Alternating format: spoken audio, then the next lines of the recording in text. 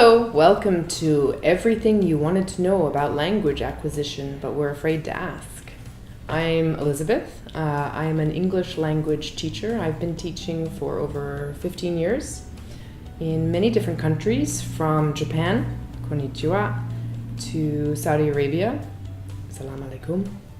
And now, very pleased to be here in Canada, teaching a course called Embodied English with my good friend Art.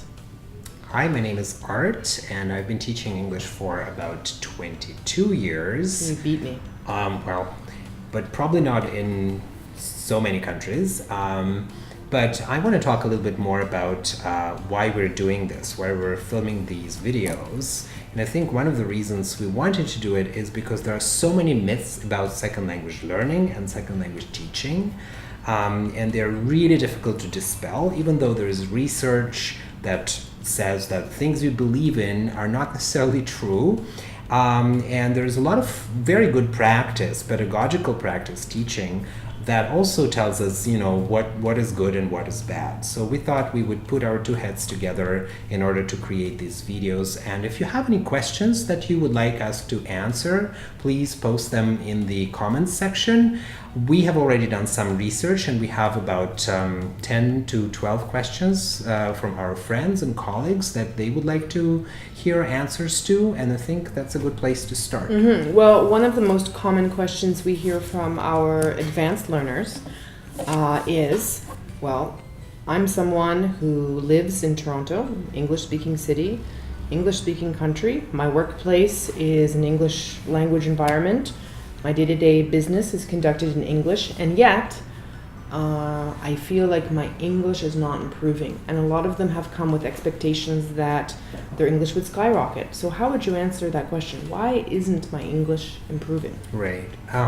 Well, one side of the issue could be that there could be what we call a plateau effect. Mm-hmm. When you start learning a language, it's very easy to notice your own development, linguistic development. So you know no words of your new language, and then after, let's say, a week of classes, you know 10 words or 20 words.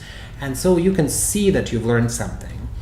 But if you already know 3,000 words and you're an advanced learner and let's say you learned 5 more, you might not notice that there was some learning happening. Mm-hmm. And that's where, what we call the plateau effect sometimes is your perception of a plateau. And that's a separate issue. We can talk about self-perception and how accurate it is. But I'm more interested in talking about the real plateau when your English is stagnating, not developing at all. Mm-hmm. And that happens a lot, specifically in Toronto, because it is not an English-speaking city. It's a multilingual city. Mm-hmm. And so one of the best things you could do is to start an English log. And that's a piece of advice I got from a colleague of mine, a professor at the University of Toronto, who did that with her very advanced students. An English log is when you document all the seconds, minutes, or hopefully hours of conversation in English. You just mention how long, how much did you speak English per day or per week. And then you also mention the contexts in which you spoke English, at work, mm-hmm. with colleagues, mm-hmm. At the water cooler or stuff like that. And then at the end of the week, you check how many hours or minutes you've spent speaking the language. Mm-hmm. And the interesting thing is that you might be surprised, especially if you compare those hours to the hours that you spent speaking your first language.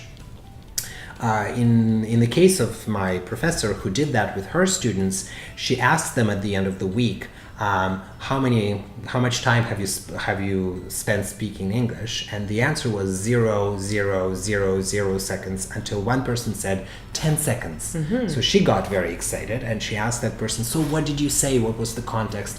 And the person said, well, somebody called me and it was a wrong number. So I said, it's a wrong number. Yeah. And that was his or her conversation in English for the whole week. I see. Wow. So if I'm doing this language log to see how much I am actually speaking English, I might find that I am logging in a number of hours, right? I could find, I'm speaking English for 50 hours a week, but I'm a computer programmer and It's only spoken at work with other computer programmers using our computer programming lingo, Yeah. and so that's not enough, right? It's funny you mentioned computer programmers because we get a lot of those for our course, Embodied English.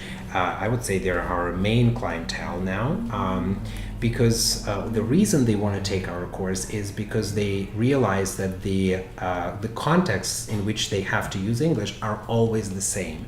So they want other contexts. Remember, I told you don't only document the hours, but also document the context. So for them, it's the second part of the chart that you need to make, that need to be addressed. And that's what we do in our course. We try to expand, go beyond those work-related contexts, and provide them with things that they do not normally do in the English language, such as, for example, telling jokes in English.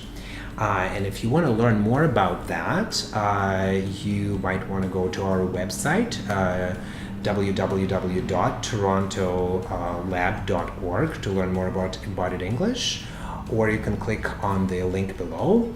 And once again, if you have more questions you would like to ask us, you can do it by posting them in the comments section.